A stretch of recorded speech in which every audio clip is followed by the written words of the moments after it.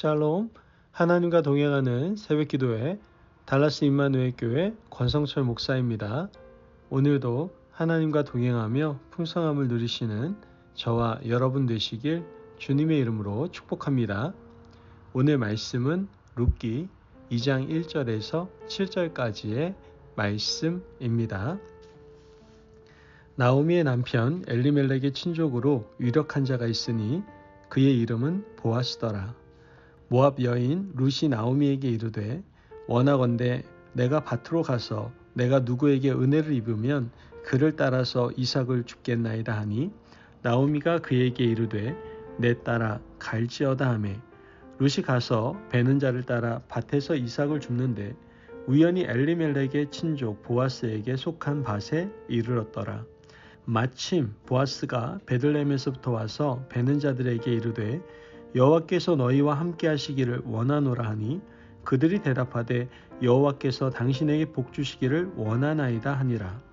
보아스가 베는 자들을 거느린 사환에게 이르되 이는 누구의 소녀냐 하니 베는 자를 거느린 사환이 대답하여 이르되 이는 나오미와 함께 모압 지방에서 돌아온 모압 소녀인데 그의 말이 나로 베는 자를 따라 단 사이에서 이삭을 줍게 하소서 하였고 아침부터 와서 잠시 집에서 쉰 외에 지금까지 계속하는 중이니이다. 아멘. 하나님의 말씀입니다. 여러분, 우리는 하나님의 은혜를 참 많이 받았습니다. 하나님께서 주신 은혜가 흘러차고 넘친다고 하더라도 그 삶을 살아가는 몫은 바로 우리의 몫이다라는 것을 우리는 꼭 기억해야만 합니다. 사실 가만히 있으면 먹여주고 입혀주는 사람은 아무도 없어요. 가끔 성도님들 중에 이런 질문을 저에게 하십니다.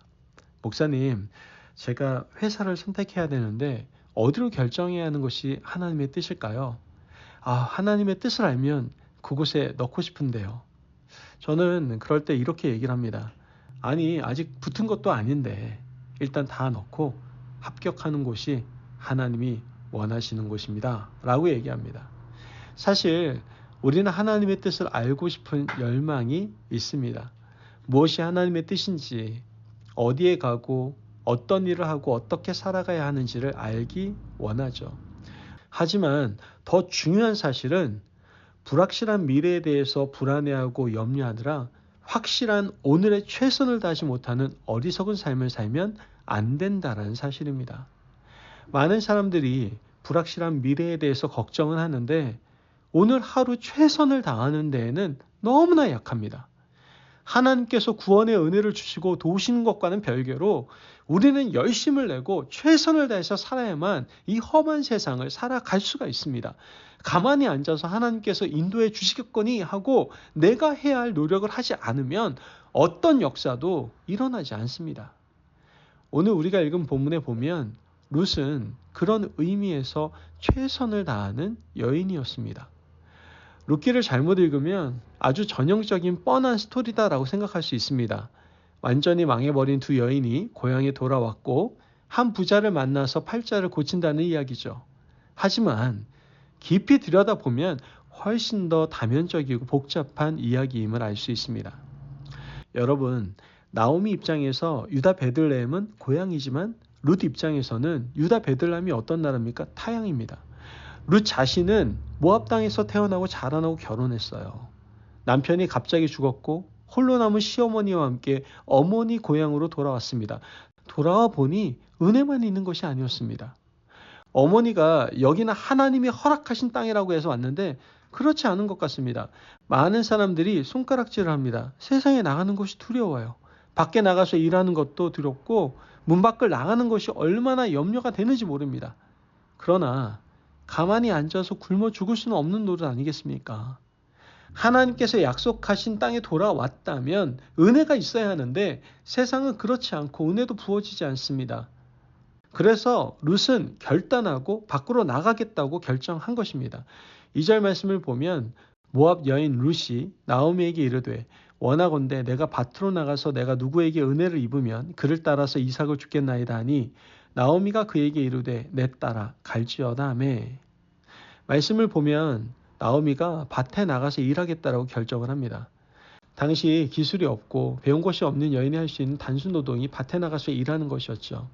특히 출수하는 타작마당에서 일꾼들은 일부러 다 거두지 않고 흩뿌려 놓은 곡식을 줍는 일을 과부와 고아들이 맡아서 하게 했습니다.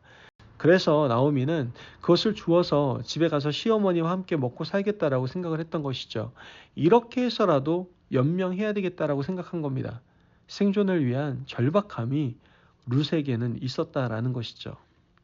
한 번도 살아보지 않은 그 땅에서 홀로 남은 시어머니와 함께 사는 여인에게 있어서 세상은 각박한 곳이었습니다. 그런데 나오미는 사람들의 손가락질에 아랑곳하지 않고 시어머니와 함께 먹고 살아보겠다고 용기 내어 밭으로 갔습니다. 그러자 어떤 일이 일어났습니까? 오늘 본문 3절의 4절 말씀을 보면 룻이 가서 베는 자를 따라 밭에서 이삭을 줍는데 우연히 엘리멜렉의 친족 보아스에게 속한 밭에 이르렀더라. 마침 보아스가 베들레헴으로부터 와서 베는 자들에게 이르되 여호와께서 너희와 함께 하시기를 원하노라 하니 그들이 대답하되 여호와께서 당신에게 복 주시기를 원하나이다 하니라. 말씀을 보니까 룻은 인근 베들레헴에서 큰 부자인 보아스의 밭에 우연히 이르렀고 마침 그때 보아스가 먼 곳에서 돌아와서 그 밭에 도착하게 됩니다. 3절과 4절을 읽으면서 우리 눈에 들어오는 단어는 바로 우연히, 마침이라는 단어입니다. 성경은 우연이라고 이야기하고 마침이라고 표현하지만 여러분, 이것이 과연 우연일까요? 이것이 정말 마침 일어난 일일까요? 룻이 용기 내어 그 밭에 나가지 않았더라면 보아스와의 운명적인 만남은 없었을 겁니다. 우연히 보아스를 만나는 일도, 마침 보아스가 먼 곳에서 돌아와서 룻을 만나는 일도 결코 일어나지 않았을 것이다라는 것이죠. 살아보려고 발버둥 칠 때 열심을 다해서 오늘 하루도 열심히 해보겠다고 밭에 나가서 곡식을 줍겠다고 했을 때 그때 우연의 은혜가 나오미에겐 필연으로 주어지게 된 겁니다. 여러분, 가만히 앉아서 최선을 다하지 않고 하나님의 은혜만 기다리는 만큼 어리석은 사람은 없습니다. 때로는 아무것도 하지 않고 기다려야 될 때도 있습니다. 앞에는 홍해, 뒤에는 쫓아오는 이집트의 군대 같은 일이 있을 때 하나님께서는 말씀하시죠. 너는 오늘 가만히 앉아서 여호와께서 너희를 위하여 행하시는 구원을 보라. 여러분, 이렇게 하실 때에는 기다려야 됩니다. 그러나 보편적인 은혜, 보편적 은총을 위해서는 오늘도 불확실한 미래에 대해서 염려하지 말고 최선을 다해서 은혜의 밭으로 나아가야만 합니다. 여러분, 매일 하나님의 은혜의 밭에 나와서 밭을 일구는 수고를 하지 않는다면 마침 보아스가 우리에게 은혜로 다가오는 일도 일어나지 않을 겁니다. 열심히 일하고 성실하게 기도하고 최선을 다해 성경을 읽고 최선을 다해 전도하는 모든 일이 하나님께서 우리에게 미리 예비하신 우연의 축복을 누리는 길임을 믿으실 수 있는 저와 여러분 되시기를 바랍니다. 그러므로 오늘 하루도 하나님의 우연의 은총이 필연으로 주어지는 놀라운 은혜를 누리시는 저와 여러분 되시길 축복합니다. 아멘. 기도하겠습니다. 사랑이 많으신 하나님 감사합니다. 오늘 우리에게 귀한 말씀의 은혜를 허락하심을 감사합니다. 하나님, 오늘 우리 삶의 현장에서 최선을 다하며 살아가겠습니다.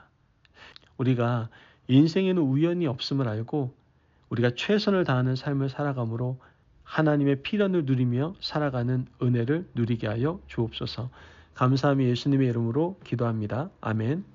오늘도 하나님과 동행하며 풍성함을 누리시는 저와 여러분 되시길 주님의 이름으로 축복합니다. 여러분, 삶의 현장으로 나가라고 하시는 성령님의 음성을 듣고 여러분 순종하시기를 바랍니다. 여러분이 오늘 하루 여러분의 인생 가운데 최선을 다하여 살아갈 때 우리 가운데 펼쳐지는 우연이 하나님의 은혜 가운데 필연으로 바뀌는 놀라운 은혜를 경험하게 될 줄 믿습니다. 말씀 안에 승리하십시오.